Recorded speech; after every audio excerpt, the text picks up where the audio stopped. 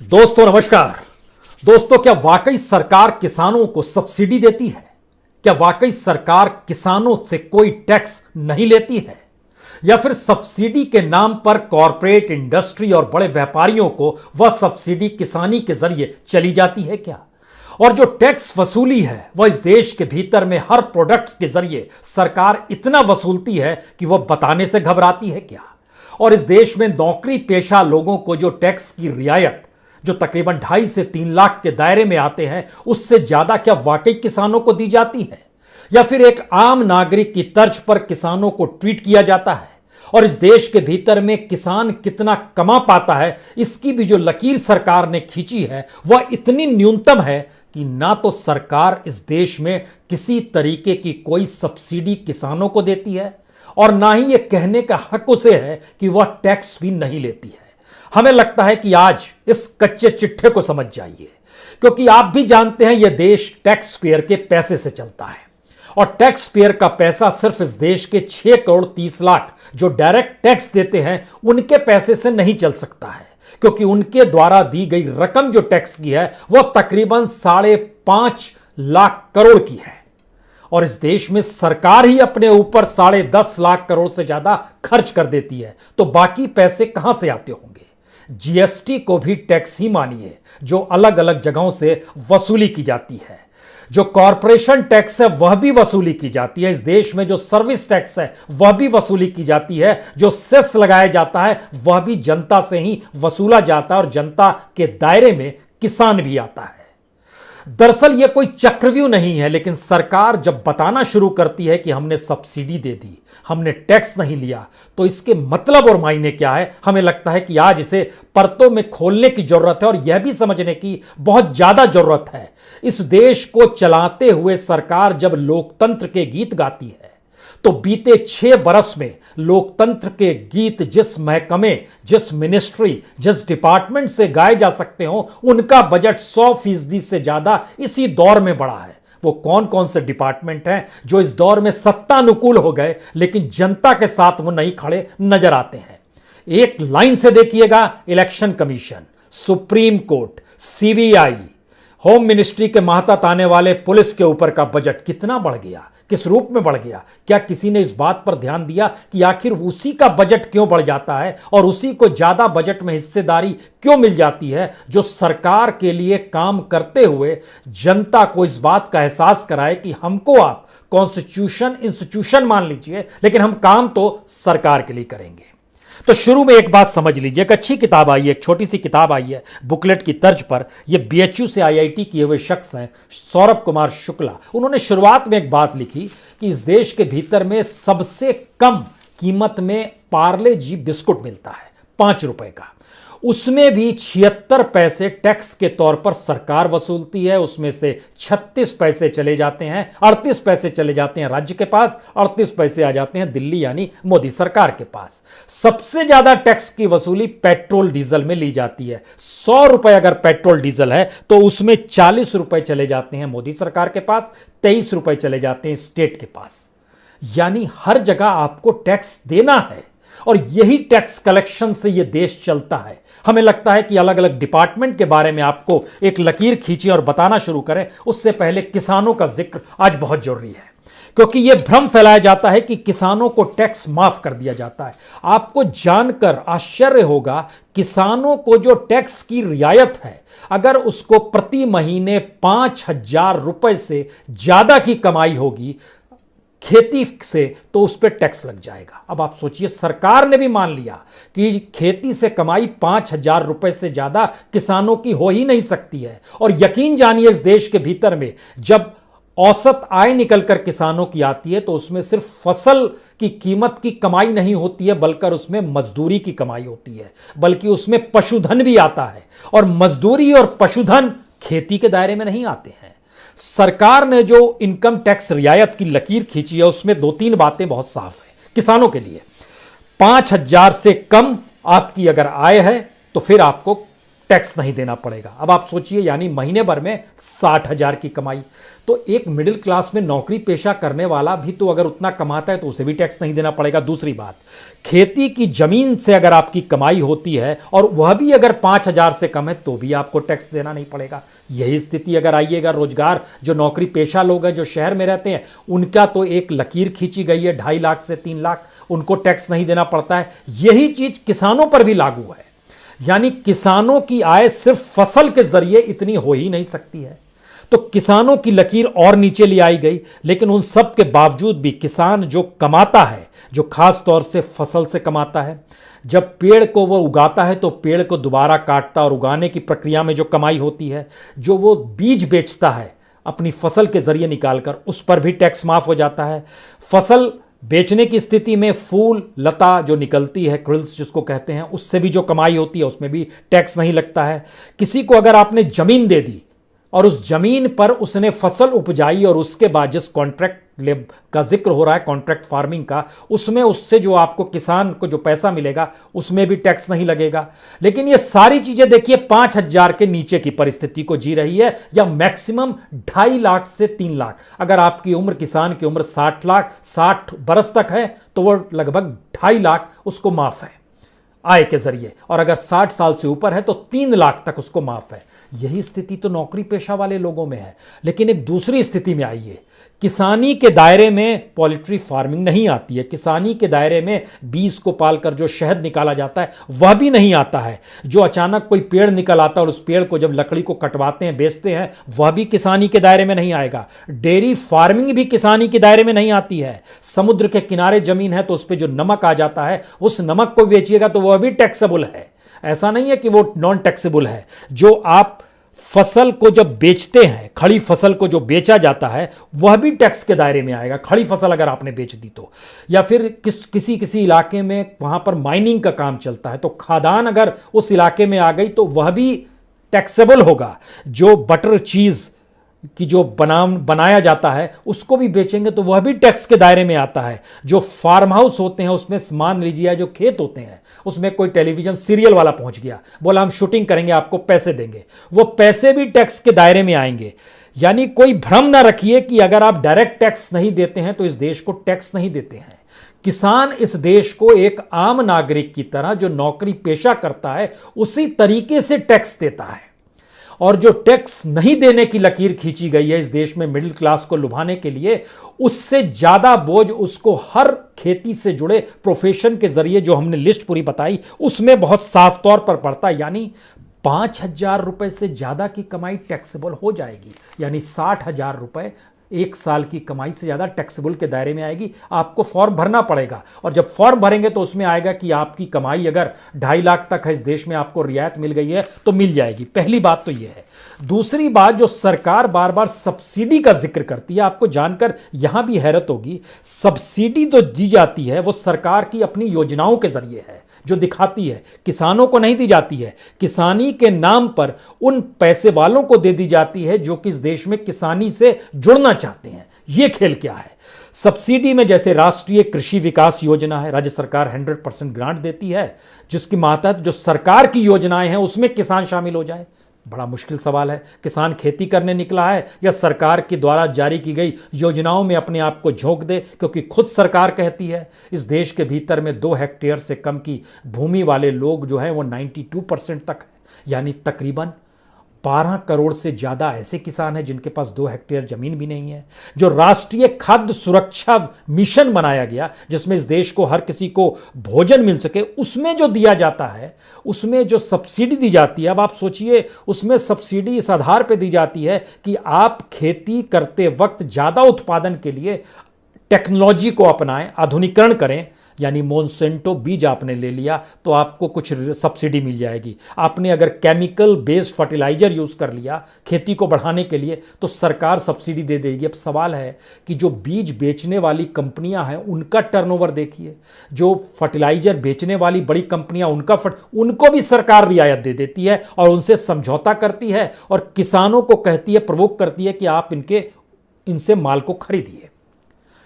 यह एक दूसरी स्थिति, तीसरी स्थिति, जो एग्रीकल्चर मार्केटिंग इंफ्रास्ट्रक्चर के नाम पर सरकार सब्सिडी देती है, वह तो गजब का खेल है। और उसमें जरा समझना चाहिए कि खेती की जमीन पर जो भंडारण के लिए गोडाउन्स बनाया जाता है, उसमें सब्सिडी दी जाएगी। उसमें कोई कॉर्पोरेट भी बना सकता है, जो जिक्र बार बार आता है ना कि अडानीज ने यहां पर बना लिया खेती की जमीन, सरकार ने उनको दे दी, उस जगह पर आप गोडाउन्स क्रिएट कर दीजिए, तो वहां पर 25 से 33% की सब्सिडी सरकार उन्हें दे देगी।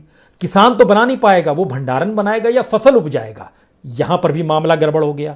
इसके अलावे कहा जाता है कि जो ग्रीन रेवोल्यूशन, खास तौर से जो ईस्टर्न इंडिया स्कीम है सरकार की, उसके लिए लगभग भंडारण के कॉस्ट में सरकार 50% की रियायत सब्सिडी देगी। किन्हें देगी?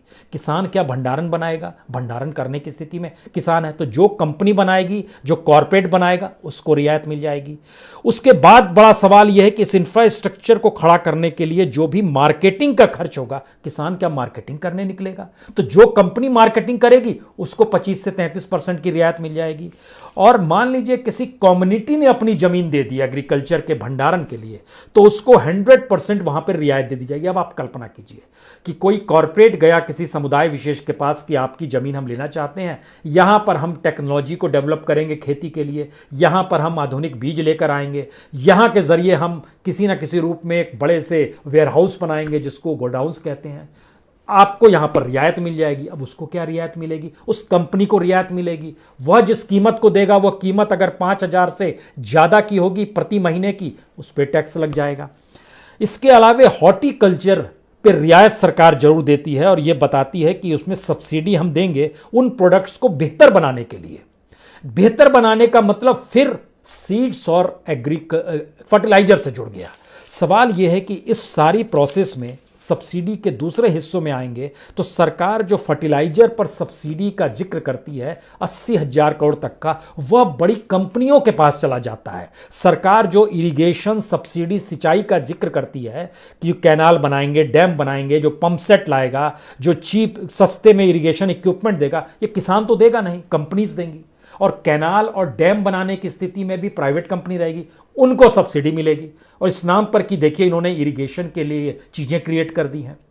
जो पावर सब्सिडी होती है वह कह रही है कि हम देंगे। पावर सब्सिडी भी सरकार के बजट के उस हिस्सेदारी में आती है जिसमें सरकार यह कहती है कि अगर हम किसानों को इतना पावर दे रहे हैं तो इस पावर की कीमत की जो वसूली है वह प्रोडक्शन कॉस्ट से जब तुलना कीजिएगा तो वह उसके ऊपर रहती है, मार्केट प्राइस से वो जरूर कम में आती है। तो लाभ किसे हो रहा है, घाटा किसे हो रहा है? किसानों से जो रियायत दी जा रही है, इसके बाद सीड बेचने पर इस देश में सब्सिडी है। सीड किसान बहुत नहीं बेचता है, ज्यादातर सीड मल्टीनेशनल कंपनियां इस दौर में आ गई और देश के भीतर में सीड से जुड़ी हुई लगभग 28 कंपनियां हैं जिनकी लिस्टिंग जो है वह सेंसेक्स और शेयर बाजार में है। किसान तो शेयर बाजार में नहीं आया है, उनको यह रियायत मिल जाती है। जो एमएसपी और जो प्राइस जो एफसीआई प्रोक्योरमेंट करता है उस पर सरकार सब्सिडी का जिक्र करती है, यानी पीडीएस सिस्टम को लेकर। पीडीएस सिस्टम सरकार ने डेवलप किया है, जो खाद्य मिशन जो उसका था, सबको खाद्य सुरक्षा मिल जाए, इसके मातहत था, वो सरकार की योजना है, उसमें भी किसान नहीं जुड़ पा रहा है। जो इंफ्रास्ट्रक्चरल सब्सिडी जो है, जिसमें सरकार कहती है हमने गांव में सड़क बना दी, हमने भंडारण बना दिया, हमने बिजली की पोल लगा दिए, हमने बाजार क्रिएट कर दिया। आप जब विदेश जाते हैं तो बंदरगाहों के जरिए सामान बेचते हैं, हमने बंदरगाह क्रिएट कर दिया। उसको भी जो बड़ी बड़ी कंपनियों को जो सुविधाएं दी जाती हैं उसको भी सरकार सब्सिडी के हिस्से में ले आती है। और एक्सपोर्ट करने में भी सरकार, अब किसान एक्सपोर्ट करेगा या व्यापारी एक्सपोर्ट करेगा या फिर कौन एक्सपोर्ट करेगा इस देश के भीतर में? तो सरकार छोटे और सीमांत तो दूर, किसी भी स्तर पर इस देश के किसानों को कौन सी सब्सिडी दे रही है, यह भी एक बड़ी दूर की गोटी है। क्योंकि इस देश के भीतर में जब आप फसल ले जाएंगे, अपने गांव से निकलेंगे और अपने जिले की मंडी या अपने इलाके की मंडी में नहीं बल्कि दूसरी जगह पर जाएंगे, तो जो ट्रांसपोर्टेशन है उस पर भी जीएसटी लग जाएगा 12.5%, ट्रांसपोर्टेशन पे भी। तो फिर कौन सी सब्सिडी और टैक्स वसूली का जो जिक्र है। अब आप ये सोचिए कि नाबार्ड जो लोन देता है वो ट्रांसपोर्टेशन मशीनरी पर देता है, ट्रैक्टर के कॉस्ट पे देता है, ट्रैक्टर की मशीनरी के कॉस्ट पर देता है और बेचने वालों को भी रियायत दी जाती है। कंपनियों के साथ डील होता है, कंपनियों को कहा जाता है कि आप इतना प्रोडक्शन अगर करेंगे इस रूप में, किसान अगर लेगा, तो किसान को हम 25% अगर मान लीजिए रियायत दे देते हैं, तो उस रियायत के हिसाब से आप जो प्रोडक्शन कॉस्ट है उसको कितना बताएंगे और किस रूप में बताएंगे, जिससे आपको घाटा ना हो और किसान को लगे कि हमने इतनी रियायत दे दी है। बड़ा क्लियर कट है। सरकार एक ऐसी भूमिका में आ जाएगी जहां पर वो आपको बिचौलिए की भूमिका लगेगी, यानी बाजार के भीतर में आड़ती असल जो है वो सरकार ही अपने आप को खड़ा कर लेती है। यही है कमीशन की नई स्थिति। सवाल यह नहीं है कि आपने मंडी के भीतर आड़तियों को खत्म किया, आपने खुद को व्यापारी कॉरपोरेट के बीच में आड़ती बनाकर खड़ा कर लिया। हम इन बात का जिक्र इसलिए कर रहे हैं क्योंकि हर चीज का बोझ इस देश के आम नागरिक पर पड़ता है और किसान उससे हटकर नहीं है। शहर में रहने वाले लोग ये ना सोचे, मसलन मान लीजिए एलपीजी कॉस्ट हो गया। एलपीजी 30 नवंबर को पिछले साल उसकी कीमत थी 594, 1 जनवरी को उसकी कीमत हो गई 694 रुपीज, 25 फरवरी को उसकी कीमत हो गई 794 रुपीज, 1 मार्च, आज 2 तारीख है, आज की तारीख हो गई 819 रुपए। अब आप देखिए 594 रुपए से 819 कितने दिनों में, सिर्फ 2 महीने के खेल में, 3 महीने के खेल में यह 300 रुपए की बढ़ोतरी हो गई। इसके क्या मतलब है? यह पैसा कौन दे रहा है और इस पैसे को क्या किससे जोड़ा जाए? टैक्स से ही जोड़ा जाएगा, सरकार वसूल कर रही है। इसके ठीक पैरेलल में पेट्रोल डीजल लेकर आएगा तो हमें लगता है कि उसके सफर को देखें। जब मोदी सरकार सत्ता में आई थी, 2015 का जिक्र हम करते हैं, उस समय पेट्रोल की कीमत थी 56 रुपए 49 पैसे। 2017 में उसमें बढ़ोतरी हुई 65 रुपए 69 पैसे। 2019 में और बढ़ोतरी हुई 75 रुपए 14 पैसे। 2021 आज की तारीख में 100 रुपए पार है। यह पैसा कहां पर चला गया? उसमें भी आप टैक्स दे रहे। कोई भी सामान इस देश का कोई भी नागरिक, चाहे वो मजदूर हो या किसान हो या फिर किसी बड़ी कंपनी का सीईओ क्यों ना हो, हर को टैक्स देना है क्योंकि यह सरकार टैक्स से चलती है। और इस सरकार की टैक्स वसूली का चक्कर जरा यह समझ लीजिए, इनकम टैक्स जिसका जिक्र करते हैं 6.5 करोड़ लोग देते हैं, 6 करोड़ 30 लाख लोग, वह देंगे इस बजट के हिसाब से सिर्फ 5 करोड़ 61 लाख रुपए। जीएसटी कलेक्शन दिखाया गया है 6 करोड़ 30 लाख रुपए।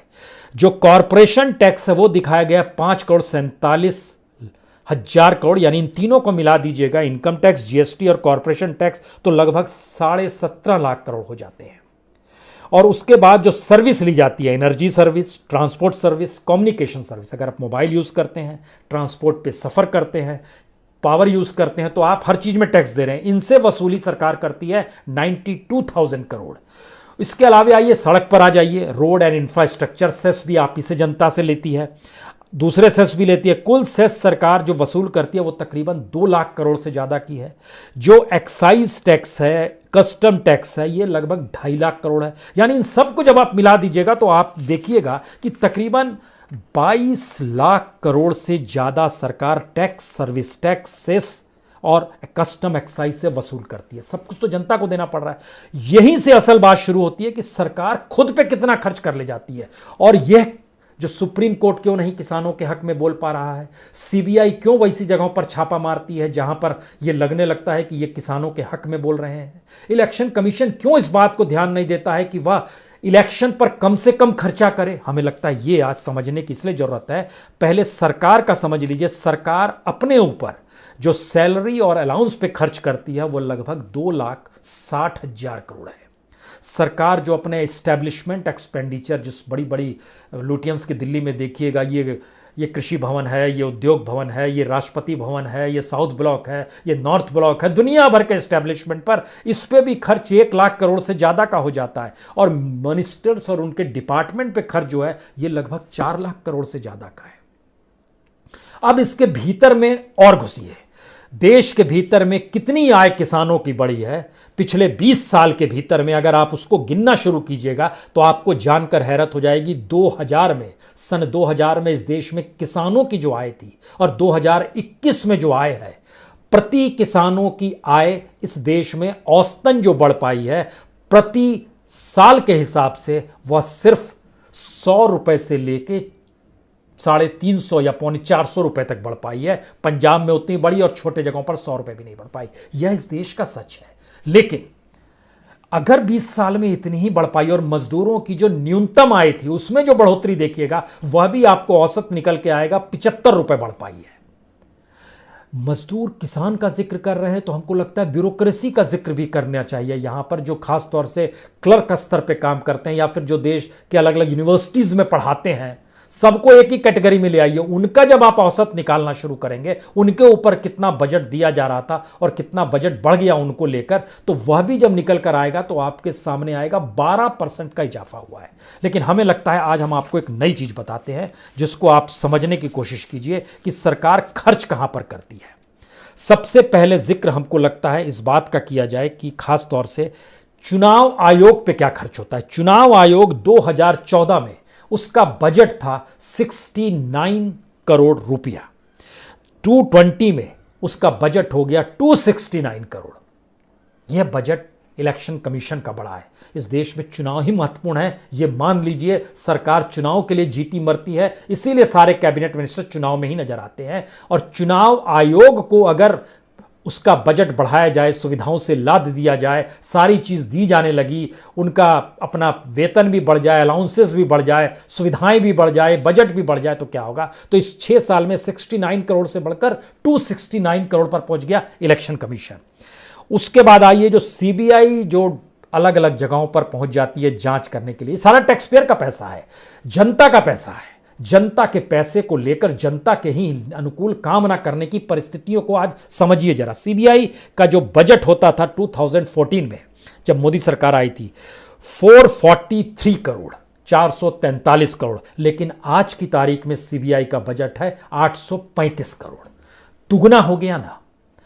सुप्रीम कोर्ट, जिस सुप्रीम कोर्ट को लेकर प्रवासी मजदूर जब पैदल चल रहे थे तब भी लग रहा था कि कोई नोटिस सरकार को वो देगी, क्योंकि सुप्रीम कोर्ट में हक में आता है आर्टिकल 21 के तहत कि वो सरकार को कहे कि ये नागरिकों के हक की बात है, आप इनको सुविधाएं क्यों नहीं दे पा रहे हैं। लेकिन सुप्रीम कोर्ट में कोई आवाज नहीं गूंजी थी। प्रवासी मजदूर जो पैदल चल पड़े थे लॉकडाउन के दौर में, और अब किसान आंदोलन का जिक्र हम आपसे कर रहे हैं। सुप्रीम कोर्ट का 2014 का बजट था तकरीबन 156 करोड़, 156 करोड़।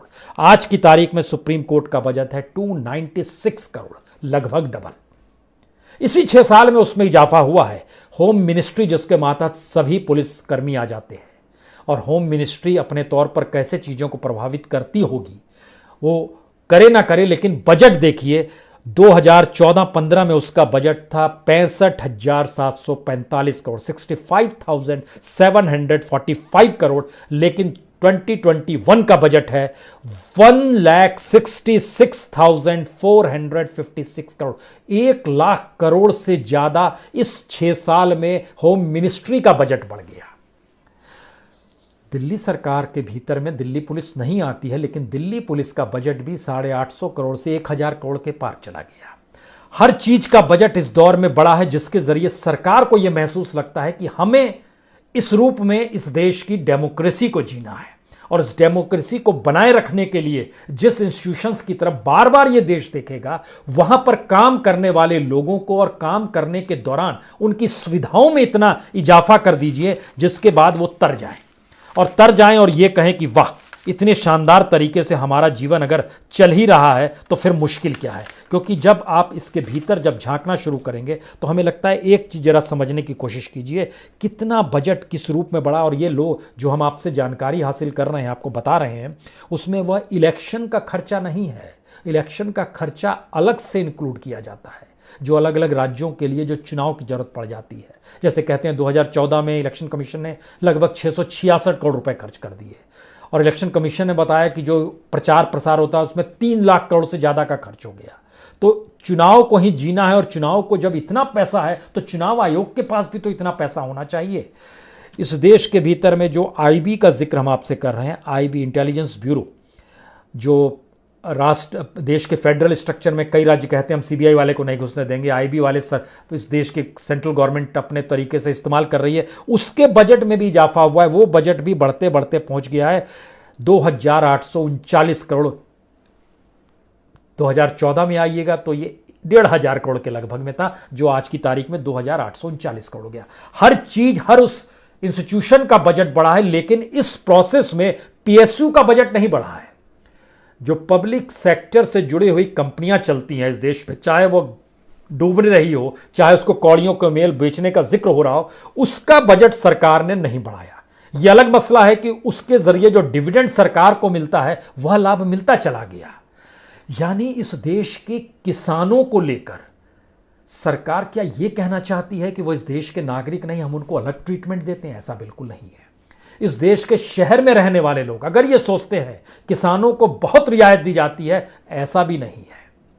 चीजें जब ढहेंगी तो एक एक करके हर चीज ढहेगी, और इकोनॉमी को संभालने के प्रोसेस में सरकार अपने टैक्स पेयर के पैसे का इस्तेमाल कैसे करती है, इसकी आखिरी जानकारी यह है कि सरकार के ऊपर, खुद के ऊपर जो सरकार अपने मंत्रालयों पे खर्च करती है और अपने जो बजट पे जो बनाती है, वह डाटा अगर पूरा का पूरा निकालिएगा सरकार की योजनाओं के साथ, तो वह तकरीबन 17.5 लाख करोड़ का निकल कर आता है। सरकार जिन योजनाओं का ऐलान करते चली जाती है और बताती है कि हमने ये खर्च यहाँ पर किया, इस खर्च को इस रूप में यहाँ पर दिखा दिया और ये सुविधाएं हम आपको देंगे, इन सारी बातों का जिक्र जब सरकार करती है तो 17.5 लाख करोड़ का जिक्र सरकार की योजनाओं के जरिए होता है, और उसमें हर चीज का जिक्र है। एग्रीकल्चर, सरकार कहती है इसी टैक्स, जनता से ही पैसा लेकर, किसान और मजदूर से ही पैसा लेकर कहती है हमने आपको 1,07,000 करोड़ रुपए दे दिया। फर्टिलाइजर पर कहती है 79,000 करोड़ दे दिया। जो पीडीएस सिस्टम चलाते हैं उसको कहते हैं पीडीएस राशन दुकान, लगभग 2.5 लाख करोड़ रुपए दे दिया। जो रोड ट्रांसपोर्ट हाईवे है उसकी भी जानकारी देती है। सारी जानकारी जो इस देश के भीतर में हो रही है, सरकार कोई आपसे पैसा नहीं लेकर, ऐसा नहीं है, आप ही से पैसा लेकर आप ही का काम उसको करना है। लेकिन इस स्थिति में सरकार लेकर जनता को आ गई है, जिससे जनता को लगे कि वाकई सरकार ने अगर सड़क बना दी तो वाह बहुत अच्छा काम किया, बिजली ला दी तो बहुत अच्छा काम किया, और अगर सरकार टैक्स भी बढ़ाते चली जा रही है तो इसका मतलब है कि सरकार वाकई उसमें रफ्तार जी नहीं। सरकार का बजट बढ़ते चला जा रहा है अपना, जो कि लगभग 2010 के उस हिस्से में आइएगा, 10 के खांचे में और 20 के खांचे में आइएगा, यानी 10 साल के भीतर में लगभग सरकार के ऊपर होने वाला खर्च और उसकी योजनाओं पर होने वाला खर्च, जिसमें प्रचार प्रसार भी आता है, वह भी तकरीबन 100% बढ़ गया है। सारा पैसा जनता के जरिए। कोई भी सामान खरीदिए तो एक बार उलट के देख लीजिए उसकी कीमत क्या है और उस पर कितना जीएसटी और वैट लग रहा है, आप समझ जाइएगा। वो मजदूर हो या फिर वह किसान हो, वह 5 सितारा होटल में काम करने वाला शख्स हो या इस देश का सीईओ या इस देश में महानगरों में रहने वाला किसी भी कंपनी में काम करने वाला कोई कर्मचारी हो, सबकी ट्रीटमेंट बराबर है।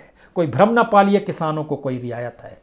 तो फिर आखिरी शब्द, सरकार सब्सिडी नहीं देती है, सरकार टैक्स माफी नहीं करती है, लेकिन इस प्रोसेस में वह कॉरपोरेट और इंडस्ट्रियलिस्टों को टैक्स में रियायत देती है, खुले तौर पर देती है, और बीते 6 बरस के भीतर में उसने लगभग 12 लाख करोड़ की टैक्स रियायत इस देश के भीतर के कॉरपोरेट और इंडस्ट्रियलिस्टों को दी है। बहुत बहुत शुक्रिया, बहुत बहुत शुक्रिया।